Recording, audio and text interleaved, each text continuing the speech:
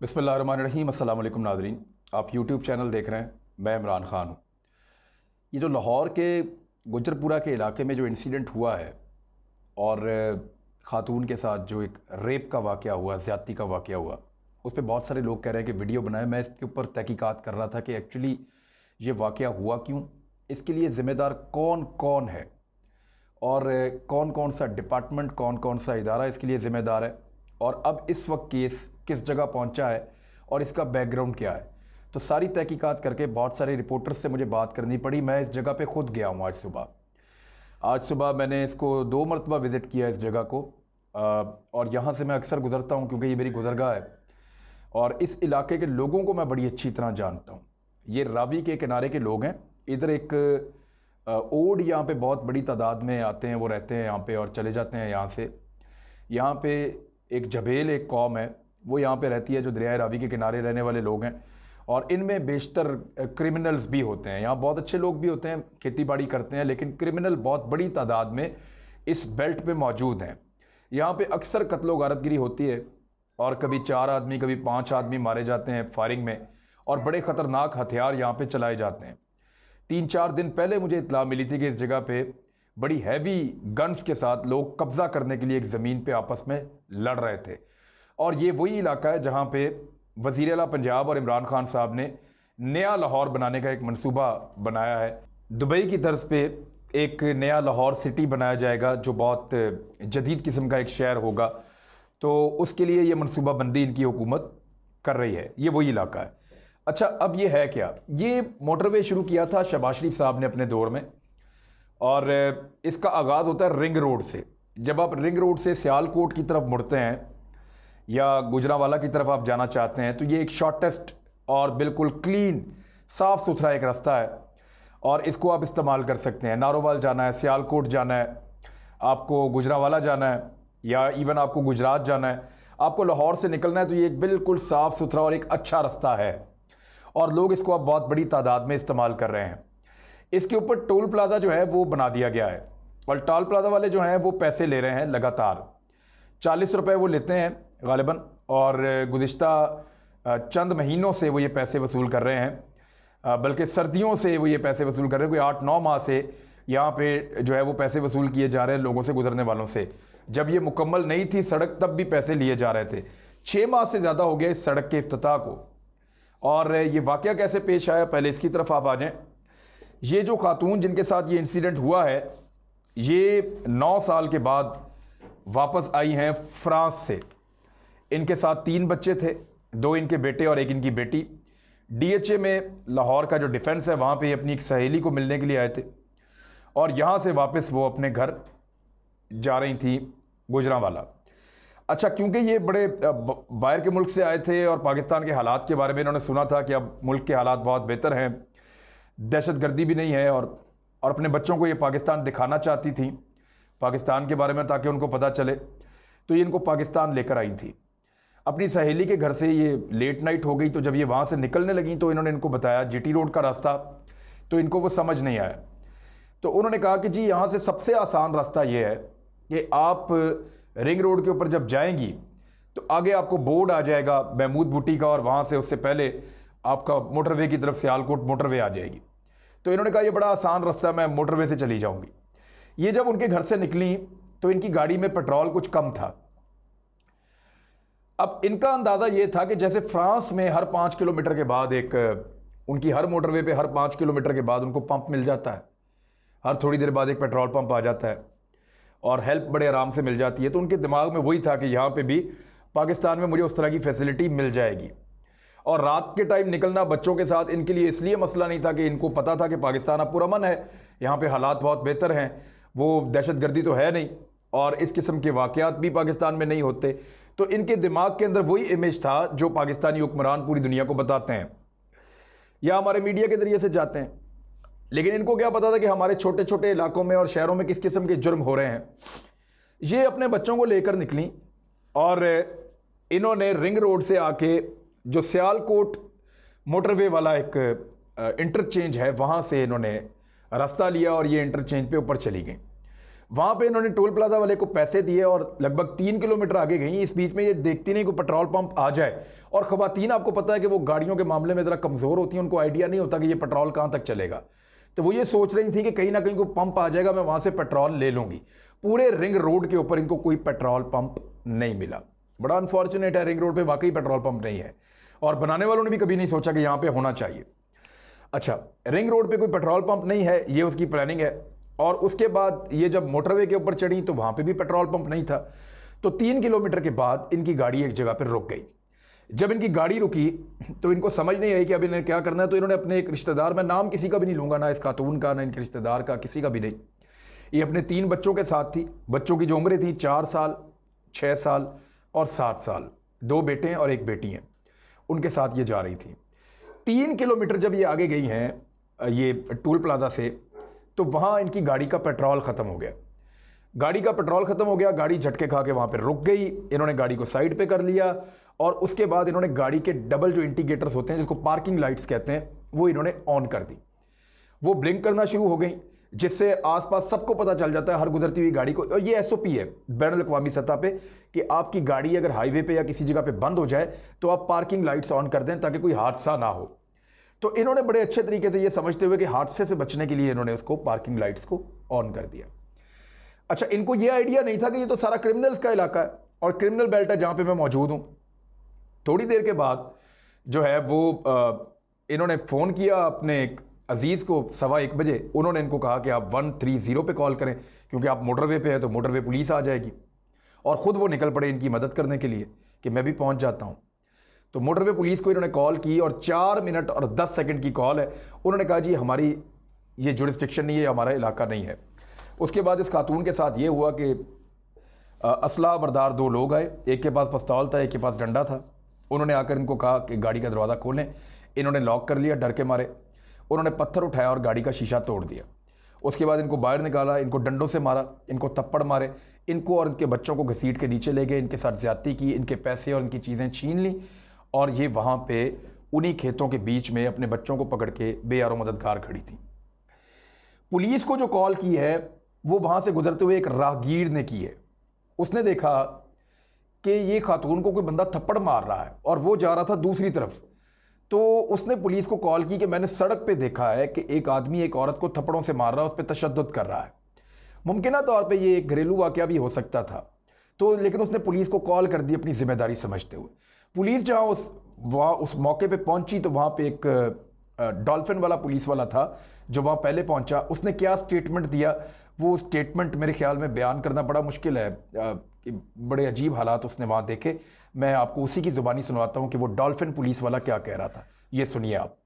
हम अपनी रूटीन की पेट्रोलिंग कर रहे थे महमूद बूटी गोल चक्कर के पास। तो हमें एक IC3 ने कॉल नोट करवाई कि इधर ना कोई मोटरवे के ऊपर डकैती करने की कोशिश कर रहा है, कुछ लोग डकैती करने की कोशिश कर रहे हैं। हमने कॉलर से रब्ता करके फौरी रिस्पॉन्ड किया है। ये कॉल हमें तकरीबन 2:49 पे मौसूल हुई है और 2:53 पे हम मौका पे पहुंच गए और हमने कंट्रोल को नोट करवाया कि कंट्रोल पोजीशन मौका पे है और बाकी की जो तफसीलात है वो हम आपको बताते हैं।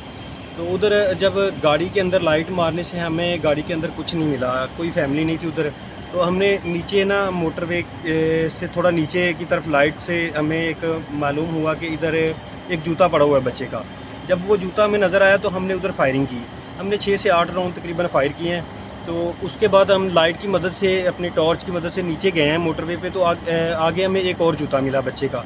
मैंने साथियों को बुलाया कि इधर कुछ लोग जा रहे हैं, मुझे शक हो रहा है कि निशानात जा रहे हैं पाँव के। तो मेरे साथी मेरे साथ नीचे गए हैं। हमने आवाज़ें लगाना शुरू की कि क्या इधर कोई है, हम पुलिस से हैं, क्या हमें कोई सुन रहा है। तो हमें कोई आवाज़ नहीं आई। उसके बाद तकरीबन फिर हमने आवाज़ लगाई, क्या कोई इधर है, क्या हमें कोई सुन रहा है। तो हमें एक आवाज़ सुनाई दी, भाई। तो मैंने अपने साथियों को बताया कि इधर हमें कोई आवाज़ सुनाई दी है। तो हम लाइट की मदद से उस तरफ गए तो हमें आगे जाके देखा कि एक लेडीज़ अपने बच्चों को, जो उसके 3 बच्चे थे, वो उनको समेटे हुए खड़ी थी और बहुत ज़्यादा खौफज़दा थी, डरी हुई थी। तो वो पास आने नहीं दे रही थी। मैंने उनको यकीन दहानी कराई कि हम पुलिस से हैं, हम आपके भाई हैं, तो आप घबराएं नहीं, हम आपकी मुहाफ़िज़ हैं। लेकिन फिर भी उन्होंने हमारी बात नहीं सुनी, वो पास नहीं आने दे रही थी। तो उसके बाद फिर हम उसके पास गए हैं, उनको अपना मतलब वायरलेस सेट उन्होंने देखा तो उसने यकीन किया। तो फिर उन्होंने बच्चे हमारे हैंडओवर किए। तो बच्चे हमारे हैंडओवर किए और बहुत ज़्यादा खौफज़दा थी। फिर हमने उनको मोटरवे के ऊपर लेके आए हैं। उधर ला के उनको पानी शानी पिलाया है, वो थोड़ा मतलब होश में आए हैं। तो उनकी फैमिली से रब्ता हुआ है। उसके बाद थोड़ी देर बाद थाने की गाड़ी आ गई। अच्छा, ये डॉल्फिन पुलिस वाले की आपने बात सुनी, फिर इस तरह उस खातून को रेस्क्यू किया गया और वो खातून बहुत डिप्रेस थी। उन्होंने इवन पुलिस वालों को कहा आप मुझे गोली मार दें। फिर उन्होंने ये कहा कि मैं कोई मुकदमा नहीं करवाना चाहती, मेरी और बदनामी हो जाएगी। और वो अपने बच्चों को समेट के एक लाचार और बेबस औरत वहाँ पे खड़ी थी और पुलिस वाले आए, उन्होंने रेस्क्यू किया और फिर बाद में उनको हॉस्पिटल पहुँचाया गया, मेडिकल हुआ और फिर मुकदमा दर्ज हो गया। अब पुलिस इस केस के ऊपर काम कर रही है। पुलिस ने कुछ बंदे गिरफ्तार किए हैं जो उस खातून का एक कार्ड इस्तेमाल कर रहे थे किसी जगह पे। वो 2 बंदे भी पकड़े गए हैं, कुछ 12 बंदे मज़ीद भी गिरफ़्तार किए हैं। मेरी इतला के मुताबिक पुलिस ने गालिबन वो बंदे गिरफ़्तार कर लिए हैं। गालिब इम्कान ये है क्योंकि सोर्सेज जो है वो खुल के बात बता नहीं रहे, क्योंकि मेरे ख्याल में इन बंदों के साथ स्पेशल ट्रीटमेंट होने वाला है जो ऐसे मुल्ज़िमान के साथ होना चाहिए। लेकिन अभी तक जो है वो पुलिस कोई चीज़ बाहर नहीं निकाल ली, लेकिन पुलिस बहुत करीब है इन मुल्ज़िमान के। अब इसके बाद जो है कुछ सवालात पैदा होते हैं कि इस जगह पे सिक्योरिटी क्यों नहीं थी। तो उसका जवाब मैं आपको एक लेटर दिखा रहा हूँ। ये लेटर आज से 2 महीने पहले आईजी पंजाब ने लिखा था और आईजी पंजाब थे उस वक्त शोएब दस्तगीर। उन्होंने जो लेटर लिखा था उसमें उन्होंने क्या कहा मोटरवे को, वो मैं आपको बता देता हूँ। उन्होंने इस लेटर में कहा था कि इस सड़क के इफ्तिताह को 6 माह हो चुके हैं और यहाँ पे कोई सिक्योरिटी मौजूद नहीं है और हमारे पास इतने ट्रैफिक वार्डन नहीं है जिनको वहाँ लगाया जाए और यहाँ पे पुलिस वालों की कमी है। 100 के करीब पुलिस वाले यहाँ पे लगाने पड़ेंगे। तो मोटरवे अपनी जिम्मेदारी को समझे और इस मोटरवे के ऊपर अपनी पुलिस को लगाए। उन्होंने मोटरवे को ये कहा था और इसके ऊपर कोई इम्प्लीमेंट नहीं हुआ। ये लेटर मेरे पास मौजूद है। इसकी जो डेट है वो है 28/7/2020 और ये लेटर लिखा गया था office of the provincial police officer Punjab और ये शोएब दस्तगीर साहब के नीचे सिग्नेचर्स भी मौजूद हैं। अच्छा, अब ये लेटर होने के बावजूद यहाँ पे 2 महीनों से सिक्योरिटी प्रोवाइड नहीं की गई। तो जो सिक्योरिटी की जिम्मेदारी थी वो फिर लोकल पुलिस के ऊपर आ जाती है। लेकिन लोकल पुलिस का कारनामा मैं आपको बता देता हूँ कि आज से थोड़ा अर्सा पहले इसी जगह पे एक और वकूआ भी हुआ था और वो भी ऐसा ही था, लेकिन वो इस लेवल पे रिपोर्ट नहीं हुआ। ये एक थाना गुज्जरपुरा की FIR है और FIR का जो नंबर है वो मैं आपको बता देता हूँ, 1057/2020 ये FIR का नंबर है और इसके अंदर भी जुराइम वही हैं जो ये वाली FIR के अंदर है।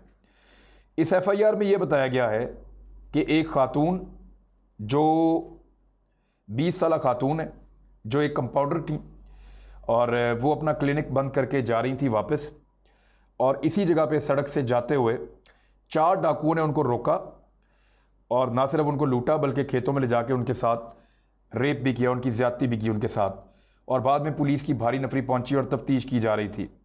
अब मैं आपको एक बंदे की शक्ल दिखा रहा हूँ, ज़रा ये बंदा आप देख लें गौर से। ये है जी शाहजेब खान, ये SHO है गुज्जरपुरा का। जब पहला वकूआ हुआ था तब भी जिम्मेदारी इसकी थी, ये तब भी यहाँ का SHO था।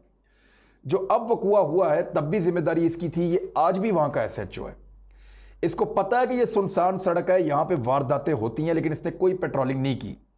और इस SHO के बारे में ये बात मशहूर है कि ये यहाँ के गैंगस्टर्स से भत्ता लेता है, ये यहाँ के कब्जा ग्रुपों से पैसा लेता है और ये यहाँ के क्रिमिनल्स के साथ मिला हुआ है और ये खुद नशा करता है। मुझे एक रिपोर्टर ने ये भी बात बताई है। और अगर आप इसको कभी रात को लेट नाइट पेट्रोलिंग पे देखें तो इसकी हालत जो है वो एक क्रिमिनल की तरह की होती है। ये मुझे एक रिपोर्टर ने बात बताई है। बहरहाल इसकी रेपुटेशन अच्छी नहीं है, लेकिन ये बंदा वहाँ पे लगा हुआ है और इसको कोई पूछने वाला नहीं है, उसी तरह जैसे CCPO लाहौर को कोई पूछने वाला नहीं है। अब हुआ क्या, फ्रांस और पाकिस्तान में बहुत फर्क है, ये उस खातून को पता नहीं था। वो ये समझी कि शायद जैसे फ्रांस में होता है वैसे ही पाकिस्तान में होता है, लेकिन यहां पे उनके साथ एक बहुत बड़ा जुल्म हुआ है, बहुत बड़ी ज्यादती हुई है। इसका इंपैक्ट सारी जिंदगी उनके दिमागों पे, उनके बच्चों के दिमागों पे रहेगा।